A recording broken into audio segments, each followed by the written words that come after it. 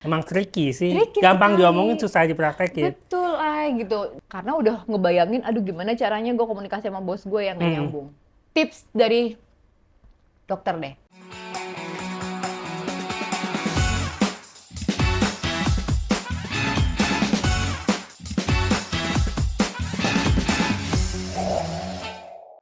Udah mulai. Hai, selamat datang di podcast Moving For.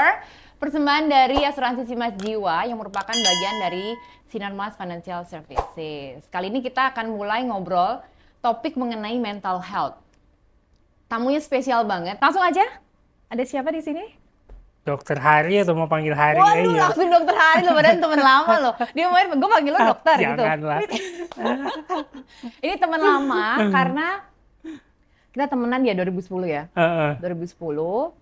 Terus berarti 14 tahun ya? 14 tahun. Wah, kalau Lumayan, anak kan? tuh kita udah jadi anak SMP ya. Teenager. Gitu punya Millennials. Iya. Anak enggak lah, enggak milenial. Belum, 14 itu Gen Z. Gen Z masih. Jadi Ai biasanya tuh saya manggilnya Ai, tapi ini Dokter Hari Wicaksana. Teman lama yang memang agak beda jalur ya. Kalau saya dari dulu di jalurnya komunikasi terus. Sebenarnya sempat salah jalur juga kan, masuk media juga kan pernah. Oh iya ya? Iya. Masa sih? Heeh. Oh, majalah itu ya? Apa? Lifestyle Iya. itulah pokoknya. Majalah itu ya, lifestyle pria-pria itu ya? Heeh. Oh iya, kenapa keluar? Kembali ke jalur yang benar Kembali ke sebenarnya, jalur. sesuai educational background ya. Oke. Cerita dulu dong, Ai. Dulu kuliah di mana sih, Ai? S1-nya di Bali, Universitas Udayana. Cuman akhirnya mengejar passion ya, maksudnya di bidang penerbangan akhirnya ngambil dokter spesialis kedokteran penerbangan di Fakultas Kedokteran Universitas Indonesia. Oke. Habis itu akhirnya lanjut lagi ke Australia di Monash University. Terakhir ya di Singapura yang Ih.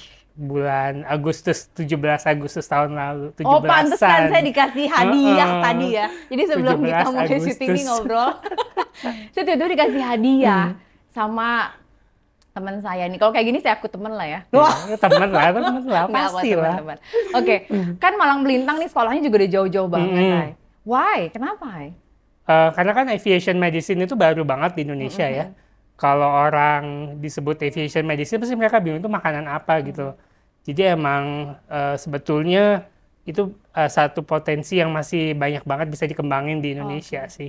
Oke, yang paling sulit di-handle kalau di aviation deh, sebelum kita masuk ke dunia kerja yang lebih general ya, tapi kalau di aviation, di background industrinya AI ini, yang paling sulit di-handle itu siapa? Dari kru? Personalnya atau problemnya nih? No, kategori krunya aja, kan kru pesawat kan banyak ya, ada pilotnya, ada teknisi, Oh, ada iya. flight attendant, yang paling sulit di-handle, yang sulit banget. Kalau sulit di-handle, by system Nanti kita diprotes nih abis ini AI-nya. kan udah ada ya overcome, yang maksudnya by system. Tapi yang paling berhubungan dengan safety mungkin yang di cockpit ya, pilot dan co-pilot. Karena perbedaan bisa karena rentang umur itu juga pengaruhi pola komunikasi, terus bahkan sampai cultural difference, kayak misalnya kalau pilot dengan kewarganegaraan apa dipasangkan dengan yang apa ternyata bisa kurang bagus, itu juga Oh really? masuk dalam crew resource management. Oh jadi nggak sembarangan ya? Enggak, jadi emang maksudnya udah ada guidelines-nya lah. Iya. Karena kita kalau yang Jadi- safe, kalau berbicara safety kan harus ada SOP-nya kan, jadi Itu maksudnya lucu semua juga banyak ya. SOP. Ini saya baru tahu nih. Ternyata saya pikir ya udahlah ya berdasarkan experience aja, jam terbangnya aja yang dibutuhin ya. Kita punya pilotnya apa, co-pilotnya apa, di pair aja dipasangin. Ternyata enggak. Ya karena kan kita kalau berbicara interaksi manusia ya, interaksi manusia di kokpit itu kan tetap ada faktor I personal yang see. mengaruhi sih. Oh, Nggak iya, cuman interaksi manusia dengan mesin, dalam hal ini si pesawatnya. Oh iya, kan nggak lucu ya kalau pilot sama co-pilotnya itu nggak akuran gitu, Iya. ngobrolannya nggak enak.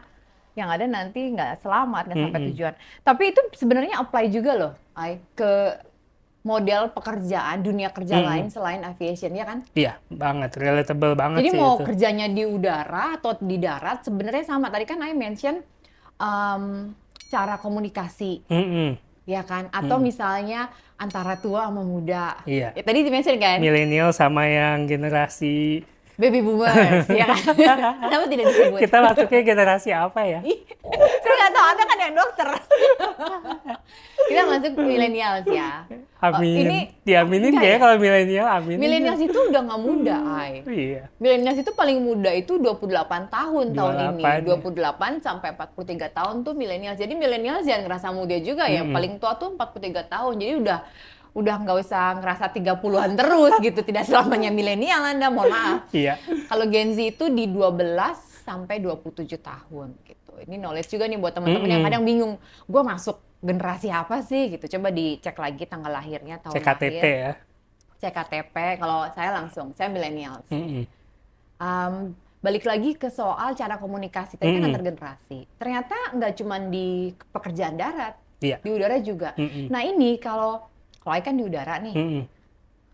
Kalau saya kan yang dihandle kan di darat terus. Nih. Dan memang itu sangat challenging, Ay. Bagaimana kita berkomunikasi di dunia kerja antara tua muda. Ini kan kalau di dunia kerja nih ada banyak generasi ya, baby boomers, ada Gen X, ada Gen Y, milenial, atau Gen Z. Gen Z kan udah mulai kerja juga. Tim saya banyaknya Gen Z tuh, ya kan? Iya. Ya kan nih, maknya kerja dia main handphone, nggak dia kerja. Oke, gimana cara komunikasinya, Ay, sebenarnya yang paling enak? Iya, sebenarnya komunikasi kan kayak yang saya udah bilang tadi, sebaiknya sih dua arah ya, dengan bahasa. Tapi itu kesannya gampang, padahal praktikannya susah, Ay. Mungkin menggunakan istilah-istilah yang umum, yang lazim gitu. Jangan tidak menggunakan memakai singkatan. terminologi yang menjebak generasi lainnya kayak jadi nggak ngerti gitu. Aduh, itu arahnya kemana saya Iya, nggak kita ikutan. kemana ya, kok salah ngomong ini. Enggak. Tapi maksudnya gini, kadang-kadang sebenarnya kan semua niatannya baik ya, semua pengen bekerja kan. Tapi kadang-kadang ketika kita mengutarakan pendapat yang berbeda dengan generasi atasan kita atau generasi tim kita, itu kan penerimaannya beda. Nah sebenarnya bagaimana titik temunya tuh? Jalan tengahnya tuh gimana sih paling enak? Komunikasi dua arah pasti. Karena orang kadang-kadang gini nih, iya solusinya komunikasi. Iya tapi komunikasi itu kan abstrak banget ya. Dan nanti kaitannya kalau tidak bisa berkomunikasi, kaitannya adalah mengganggu kesehatan mental. Nanti kerja jadi depres, berangkat bangun pagi, mau kerja udah nggak happy tuh. Karena udah ngebayangin, aduh gimana caranya gue komunikasi sama bos gue yang nggak nyambung. Mungkin kalau di penerbangan kan saya bilang tadi kita play-nya by rules ya. Sebenarnya udah ada SOP juga cara berkomunikasi. Oke. Saya nggak tahu ya, maksudnya kalau untuk in general lingkungan office, kayak kerja kantoran gitu, ada pakem-pakemnya nggak sih? Maksudnya itu kan terpengaruh dari budaya kerja. Betul sih. Tapi kalau misalnya saya bawa ke Industrinya darat, juga ya. kayak kedokteran nih, di kedokteran sebenarnya ada beberapa prinsip dari penerbangan yang dipakai juga karena dianggap itu meminimalisir kesalahan, miskomunikasi. Jadi misalnya kalau kita handover pasien gitu, kita bilangnya setelah terima pasien itu memang harus ada double check dari kedua pihak. Jadi maksudnya kalau berkomunikasi kita harus memastikan bahwa pihak yang kita komunikasikan itu memahami makna atau maksud yang kita sampaikan, jangan menimbulkan interpretasi ganda kayak gitu sih. Oh oke. Karena mudah-mudah gampang ya. Kadang-kadang Emang tricky sih. Tricky Gampang sekali. diomongin, susah dipraktekin. betul gitu. Contohnya nih, misalnya menurut generasi kita milenial atau Gen Z, oh ini udah cara yang sangat casual untuk menyampaikan sesuatu, mudah dicerna. Tapi kan ternyata nggak nyampe nih. Masuk ke baby boomers atau generasi X yang usianya mungkin udah 44, 59 lah ya. Itu nggak nyampe buat mereka. Oh ini nggak etis, nggak sopan gitu. Kadang-kadang kan kalau generasi milenial sama Gen Z ini pasti masih beririsan ya. Karena generasi adik kakak yang masih cukup nyambung gitu. Tapi udah kalau ke atas tuh agak sulit ketika menurut kita, oh ini this is the proper way untuk deliver message ini. Tapi buat yang di atas kan tidak gitu. Bagaimana cara supaya gini, supaya probability konflik atau miskomunikasi antar generasi ini bisa di-reduce? Sebenarnya kalau kita ngomong komunikasi nggak hanya lisan ya, tapi mungkin juga kan bisa, sekarang udah banyak banget metode komunikasi ya, by email, WhatsApp, atau bahkan pakai sosial media juga udah bisa kan kalau sekarang untuk komunikasi. Sebetulnya ya kita harus melihat timingnya juga kali ya. Apakah jangan sampai misalnya berkomunikasinya di luar jam kerja seperti itu.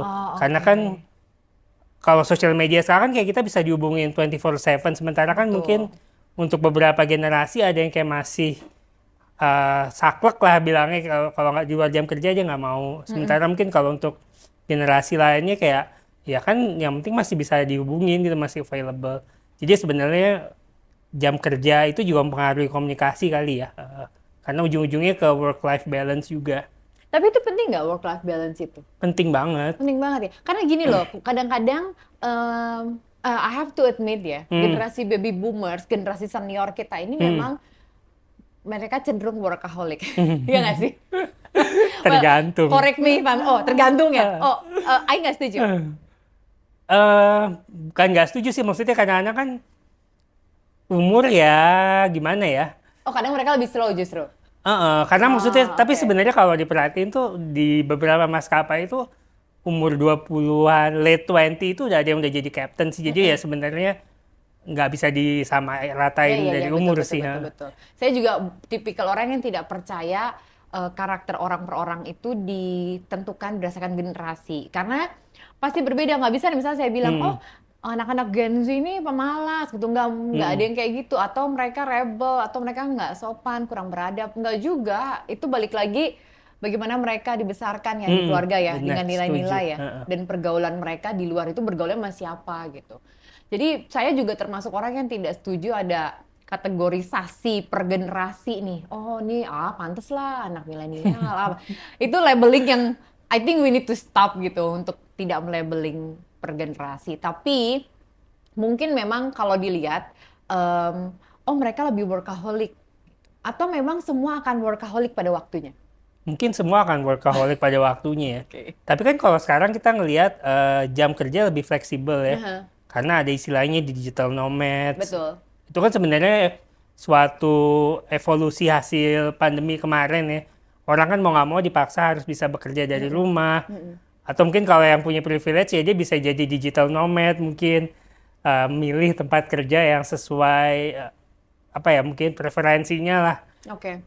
Sebenarnya kalau dari sisi kedokteran, tadi kan kita udah bahas nih kalau masalah mental health itu mau kerjanya dimanapun pasti tetap ada potensi stressful atau kecenderungan nanti kita bisa depres atau kita burn out, fatigue gitu, banyak lah yang bisa nanti endingnya bisa stress atau depres ya kan, bisa aja.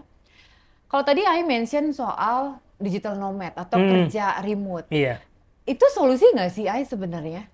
Pinter-pinter ya sebenarnya. Kalau kita punya hobi yang bisa disambung-sambungin sama kerjaan, itu jadi mungkin produktif ya. Maksudnya kan kalau zaman dulu tuh bilangnya make money from your hobby gitu kan. Betul. Tapi sebetulnya kalau saya bilang kita bisa pakai itu sebagai cara kita mengukur kesehatan mental kita. Jadi karena ketika kita punya hobi, kita kan punya pengalihan ya, maksudnya kayak distraksi lah terhadap rutinitas. Sebenarnya kan it's to break the routine gitu. Yeah.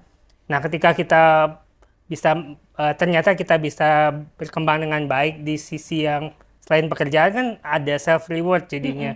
Jadi kita merasa percaya diri dan itu kan penting untuk mental health ya. Betul. Terus yang kedua juga sebetulnya dari hobi itu bisa jadi kayak indikator depresi. Karena maksudnya gimana? Jadi gini, ketika orang depresi dia akan kehilangan minat mengerjakan hobinya selama 2 minggu berturut-turut.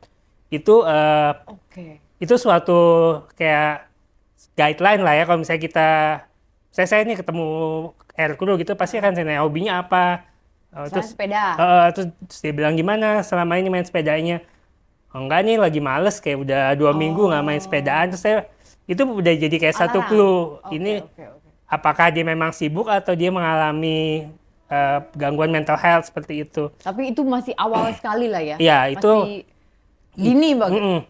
Itu jadi kayak cuman kita bilangnya insight lah. Buat menilai are we okay or not gitu.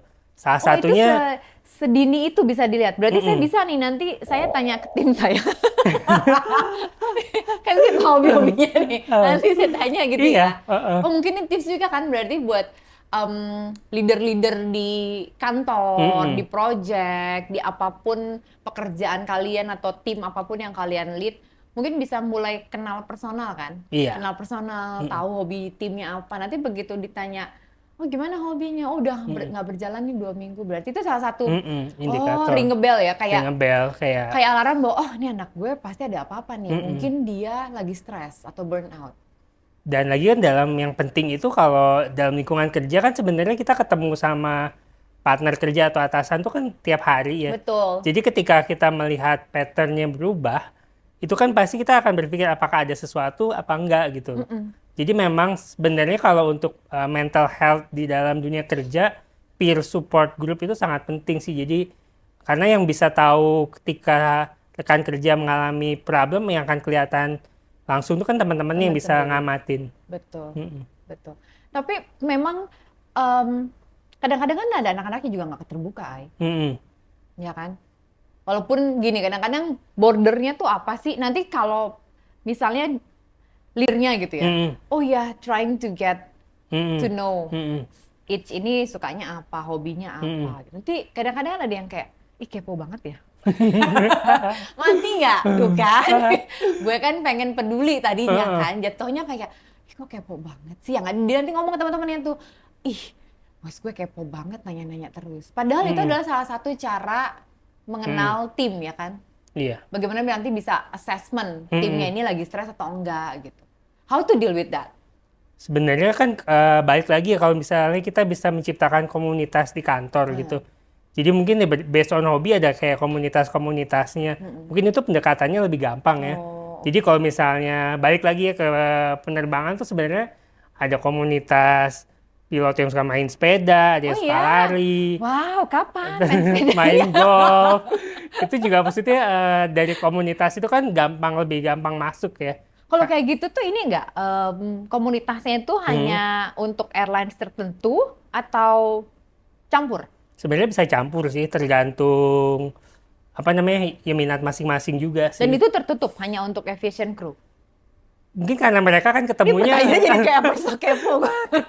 Ketemunya sama orang itu juga, jadi kan kayak lebih gampang ngatur schedule, maksudnya lebih tahu ini kayaknya tanggal segini yang ini sibuk kayak gitu, mungkin lebih faktor itunya sih. Jadi biar bonding di tim itu aja ya, ini nggak terbuka untuk umum berarti. Siapa tahu kan yang nonton pengen juga, ada ya ternyata komunitas sepeda, pilot apa gitu, komunitas apalagi sih? Golf. Flight attendant apa gitu kan. Tapi itu hanya untuk komunitas itu, tidak terbuka untuk publik. Tapi itu salah satu cara sih. Iya. Tapi kan nggak semuanya itu satu selera ya, betul. Dok ya. Ini kan semuanya kan masalah taste. Kadang-kadang, dan lagi-lagi nih, ada anak yang introvert. Ya kan, pasti ada kru yang introvert. Walaupun dia kerjanya di bidang jasa, melayani, pasti adalah capeknya. Pasti adalah kayak, sebenarnya tuh aslinya gue introvert loh. Ya ada nggak sih yang kayak gitu? Tapi demi pekerjaan gue jadi... Atau ya udahlah, ambil tengah deh, ambivert jatuhnya kan gitu. For the sake untuk pekerjaan jadinya ya udah deh, di introvertin gitu. Itu gimana tuh? Menemukan titik tengah antara anaknya ekstrovert atau leadernya yang introvert justru. Pendekatannya supaya matching dan tidak menimbulkan intrik yang endingnya akan mengganggu kesehatan mental. Sebenarnya sih kalau secara teoritis ya dengan training ya, karena kan training itu nggak cuman skill yang dibutuhkan saat kerja, tapi misalnya juga communication training itu kan juga ada kan, jadi mungkin coaching public speaking seperti itu juga. Itu kan kalau di aviation ya. Kalau di dunia kerja biasanya dok, karena agak it's really nggak mudah ya, kayak sedikit challenging gitu loh. Untuk meng-grooming setiap personel dalam tim supaya dia bisa capable berkomunikasi, capable berkomunikasi ke peer-nya atau ke atasannya, keluar gitu. Itu tips yang paling easy apa sebetulnya? Tips yang paling easy itu standar ya, maksudnya bekerja sesuai passion sih jadinya. Karena itu paling basic sih, betul. Dimanapun juga kan, kalau misalnya kita kerja sesuai passion, daya tahan kita terhadap stres otomatis beda sih. Ya itu bisa, sebenarnya kan stres itu nggak semuanya jelek ya, stres itu dalam kadar tertentu juga kita butuhkan sebagai motivasi kan. Contohnya? Deadline, contohnya. Deadline itu bikin stres, emang iya ya? Coba saya tanya kepada saya. Coba dibandingin. Lu tuh kalau dapat deadline stres nih? Stres kan? Oh iya ya. Tapi kan kadarnya beda-beda nih. Ada yang misalnya dengan deadline, mereka jadi termotivasi buat nyelesain. Oke. Itu kita bilangnya defense mekanismenya. Itu masuk stres, bukannya itu adalah bagian dari tanggung jawab pekerjaan? Itu kalau yang balik lagi, defense mekanismenya bagus, dia akan menganggap itu tanggung jawab. Oh. Tapi kalau dia punya immature defense mechanism, dia akan menganggap itu sebagai beban, sebagai stressor. Nah, kalau defense mechanismnya jelek, Immature ya. Iya. Dengar kalian yang menganggap deadline itu stres, kalian immature kan? bukan immature, maksudnya kayak immature itu misalnya dia bolos gitu. Dia tahu hari ini deadline, terus dia tiba-tiba pura-pura sakit. Oh iya Ke ini dokter Hari, saya hari ini ada deadline, saya mendadak nggak enak badan, pusing. Oh. Itu yang immature. Tapi kalau yang dia defense mechanismnya bagus, dia punya insight terhadap stres bagus, ya dia tanggung jawab, dia stand up, oh gue harus ngerjain ini, dia termotivasi. Atau dibandingin nih, kalau yang nggak ada deadline, ya kali dia mikir, ntar aja, atau juga belum ditagih sama Mbak Debbie nih kerjaannya. Dia besok aja lah, kan belum ditanya juga, ntar aja dikerjain nih. Kayaknya gitu. Ada deh model gitu di tim saya. Oh belum ditanyain mah gue, ya udahlah ya, kerjain aja, belaga-belaga sibuk aja ya. Itu contohnya. Saya baru tahu nih kalau deadline itu juga bisa menimbulkan stres. Bisa dong. Bagaimana dikemas? Tapi pengemasannya itu bukan dari pemberi tugas, tapi justru anak yang menerima.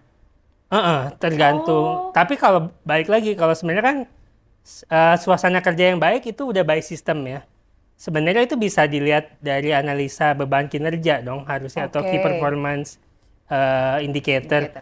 Kan sebenarnya ketika kita ngasih workload sekian, sebenarnya kan tuh diperhitungan dong deadline yang ideal tuh berapa gitu.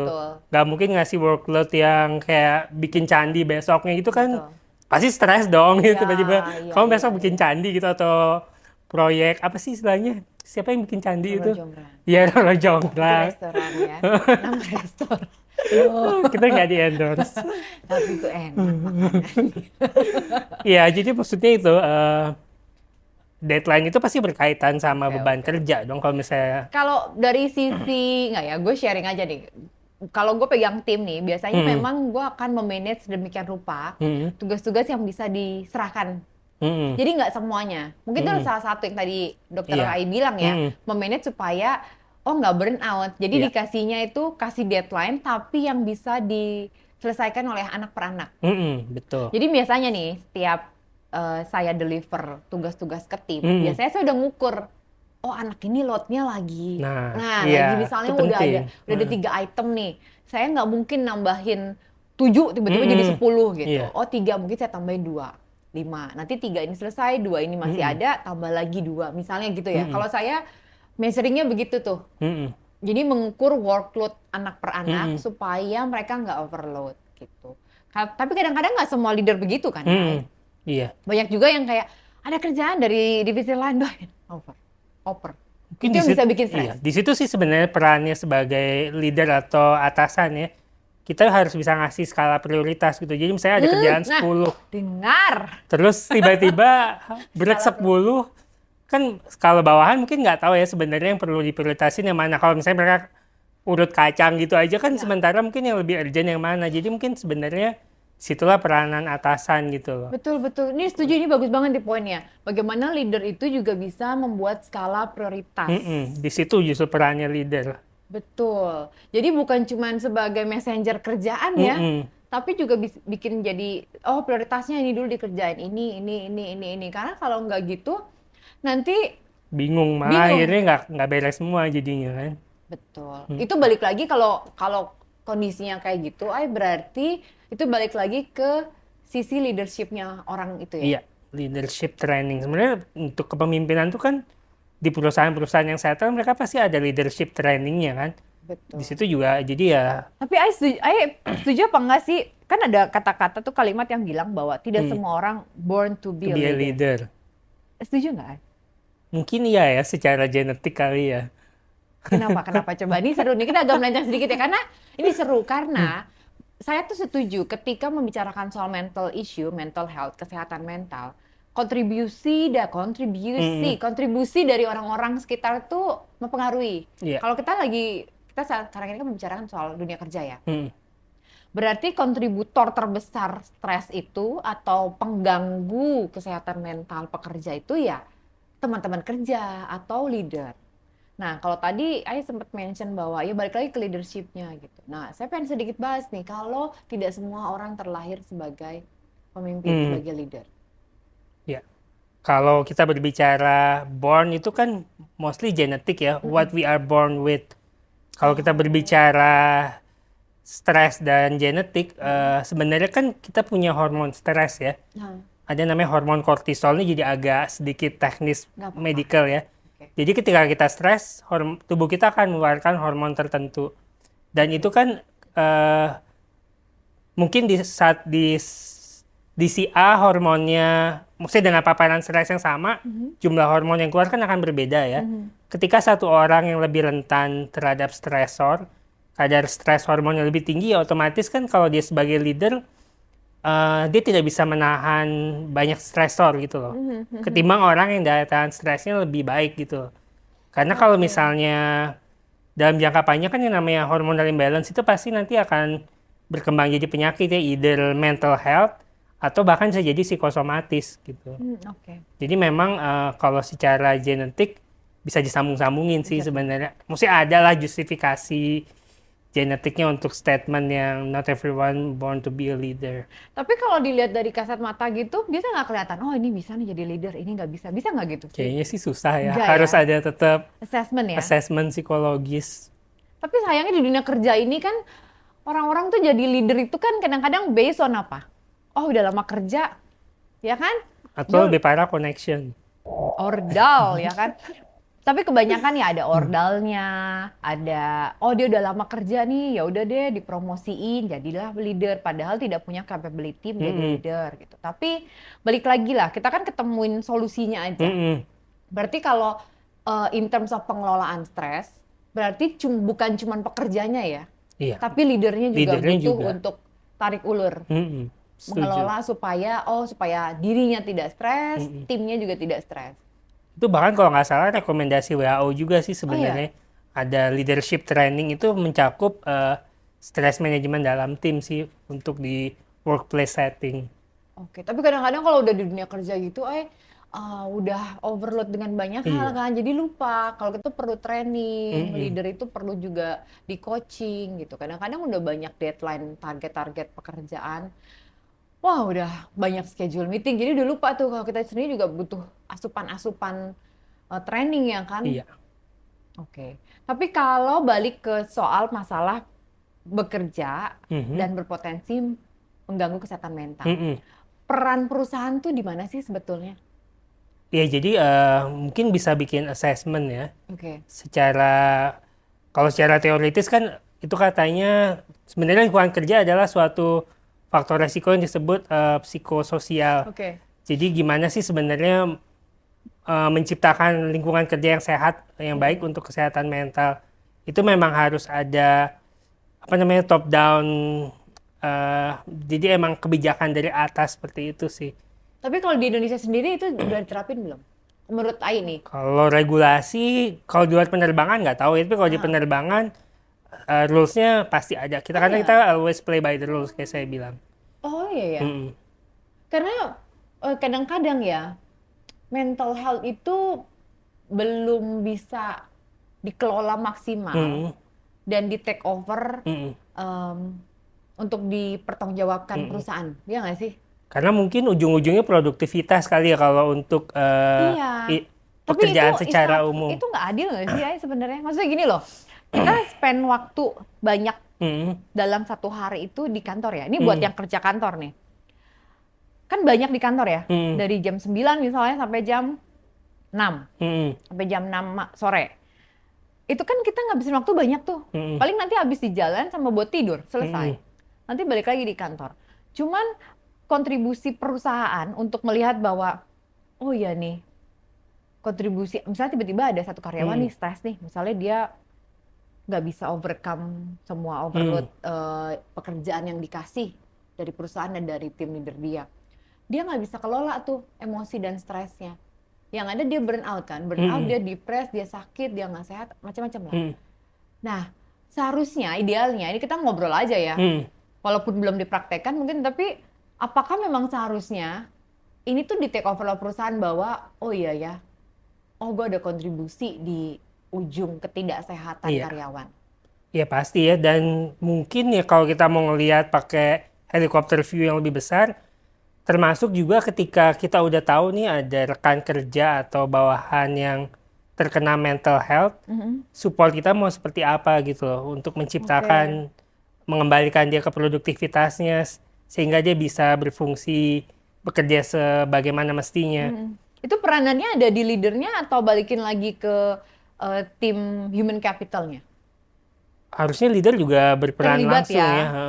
Karena kan Mungkin kalau nanti di fase tertentu, stage yang lebih heavy atau berkembang baru melibatkan human capital mungkin human ya. capital Atau kalau udah ada, biasanya human capital tuh turun kalau udah ada aturan-aturan SDM yang nggak terpenuhi gitu ya. Sementara sebenarnya gini, kalau kita berbicara mental health, kemampuan kita bekerja itu juga termasuk sebagai salah satu indikator. Bedain orang yang cuman panik biasa atau cemas sama yang gangguan cemas. Itu kan kesannya kayak tipis ya, tapi sebenarnya itu akan jadi suatu gangguan ketika udah mengganggu fungsi dia bekerja. Betul. Jadi ketika produktivitasnya udah turun, itu udah bisa menyebabkan suatu gangguan. Nah, ketika udah jadi gangguan, berarti dia butuh bantuan profesional seperti itu. Iya. Ini kan maksudnya sebelum itu terjadi, harusnya kan diantisipasi gitu. Jadi kepekaan leader ketika sudah di-assess, oh kayaknya nih assessment-nya dia udah early stage dari dia akan lebih stres lagi nanti ke depannya. Baru nanti dia melibatkan HC. Nanti maksudnya idealnya begitu ya harusnya? Iya, kurang lebih. Karena semua kan yang terlibat. Tiap hari ketemu kan leadernya, bukan si HC-nya. orang.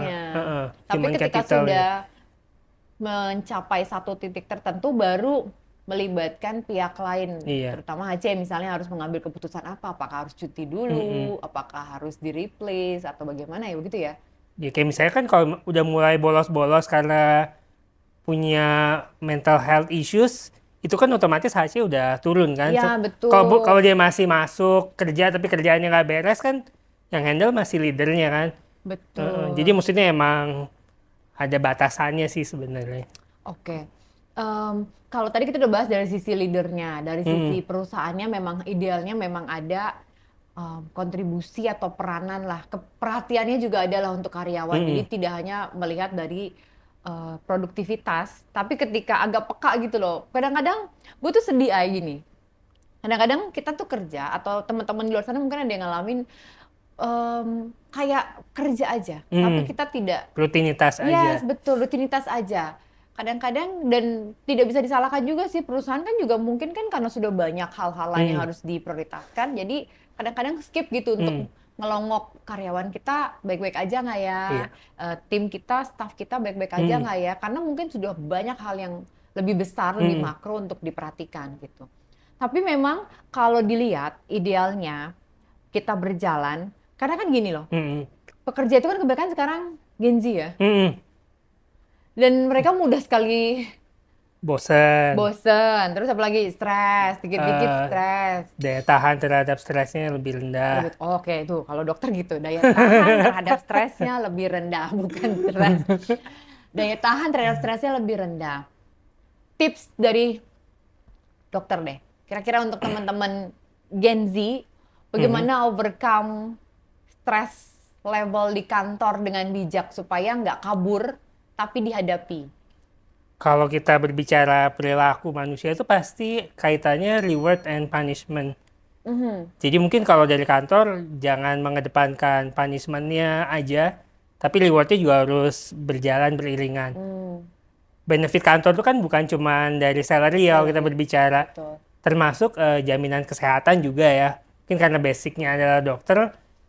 Selama ini kan kalau kita ngomong medical check up, pasti orang mikirnya kan cek lab, cek darah.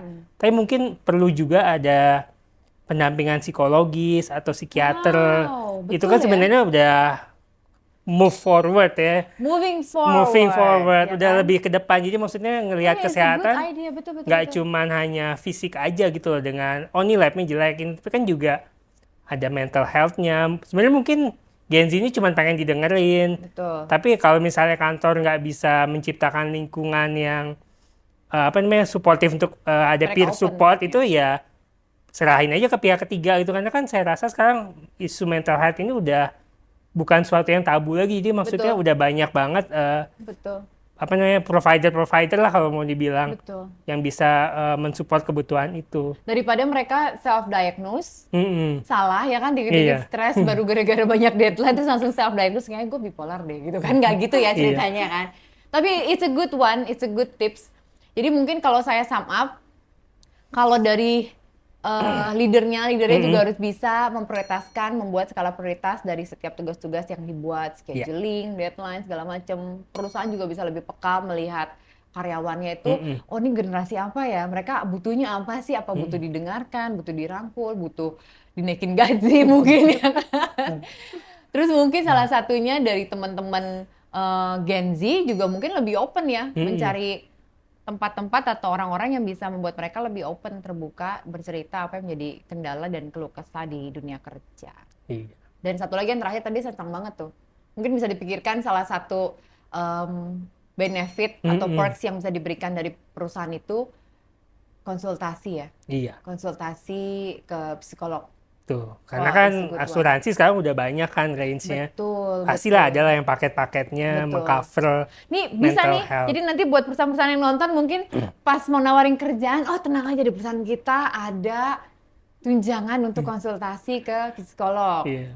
Asuransinya cover. Asuransinya di untuk- cover untuk konsultasi. Oh bagus loh ini. Itu salah satu cara untuk moving forward dalam hidup. Oke, terima kasih Ai. Sama-sama. Seru banget deh. Heeh. Ada yang mau disampaikan nggak terakhir untuk menjaga kesehatan mental? Tadi gue udah bantu sum up tuh, tapi mungkin ada yang mau disampaikan buat teman-teman yang lagi struggling untuk mengelola stres dan emosi mereka? Ya pokoknya kalau kita berbicara tentang dunia kerja, pasti sekarang trennya udah work-life integration. Intinya stres itu kita butuhin, tapi yang penting bisa di-manage dengan baik. Oh. Terima kasih Ai untuk waktunya. Sama-sama. Aduh, coba langsung Makasih dimakan. udah diundang. Icip, diminum Pristinnya. Kita nanti ngobrol lagi Iya, ini kapan-kapan. juga bagus buat kesehatan lambung. Kenapa? Karena pH-nya tinggi. Karena pH-nya tinggi. Oke, terima kasih Ai untuk sharingnya. Nanti kita Sama-sama. ngobrol lagi kapan-kapan. Terima kasih untuk udah nonton. Nanti kita ngobrol lagi di podcast berikutnya, episode berikutnya, podcast Moving For, persembahan dari Asuransi Simas Jiwa atau bagian dari Sinarmas Financial Services. Terima kasih Ai. Sama-sama. Tepuk tangan. Hey!